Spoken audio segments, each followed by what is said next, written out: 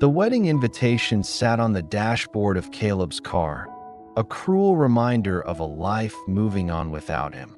He was watching the gates of the Olympic Training Center lock for the very last time. For 12 long years, he'd woken up at 4 a.m., pushed his body to its absolute limits, all for one dream. And in just 3 seconds, a freak ankle fracture during a simple warm-up shattered it all. He wasn't just losing his shot at a gold medal.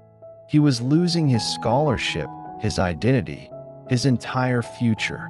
He looked up at the empty sky and screamed, "I gave you everything. Why did you take it all away?" For months, Caleb was trapped in a dark room of his own making. In a world where we measure our worth by our trophies and social media highlight reels, he felt like a ghost.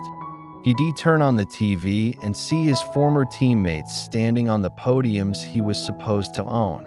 He felt abandoned, not just by his own body, but by the divine. He prayed for healing, but the bone refused to knit correctly. He begged for a second chance, but the sponsors had already moved on. At just 24, he was working a dead-end job as a night security guard, a shadow of the elite athlete he once was. He truly believed his life was over. He couldn't see that this slammed door wasn't an ending, but a redirection. One night, while making his rounds at a local community center, Caleb saw something that stopped him in his tracks. A group of kids with physical disabilities were trying to play basketball. Their movements were frustrated, their equipment was all wrong, and you could see the disappointment on their faces. For the first time in what felt like a lifetime, Caleb wasn't thinking about his own pain. He was seeing theirs.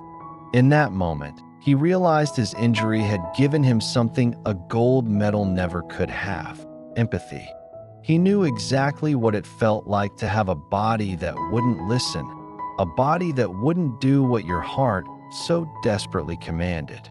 Caleb started spending his weekends at that community center. He took his deep knowledge of elite kinetics and biomechanics and used it to develop a specialized training program for children with mobility challenges. He wasn't just their coach.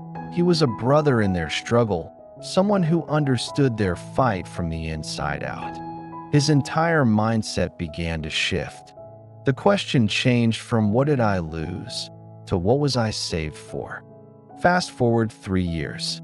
Caleb is standing in the middle of the Caleb Foundation, a state-of-the-art facility he built through sheer determination and a new network of donors who saw the power in his vision. He wasn't training future Olympians anymore. He was training survivors. He had already helped hundreds of children learn to walk again, to play again, to reclaim their confidence. As he watched a young girl cross a finish line on her new prosthetic leg, a powerful realization washed over him. If he had gone to the Olympics, he would have had a medal, a symbol of glory that lasts for 4 years. But because he failed, he was building a legacy that would last a lifetime. Sometimes, the most painful rejections are actually divine redirections. God didn't ruin Caleb's plan. He rescued Caleb from a smaller version of himself. The next time you hear a loud no from the universe, remember Caleb's story. It might not be a rejection. It might be a redirection, a sign that there is a higher, more meaningful purpose for your life, one that requires your scars to help lead others home. Thank you so much for watching. If this story resonated with you, please like and subscribe for more content like this. See you in the next one.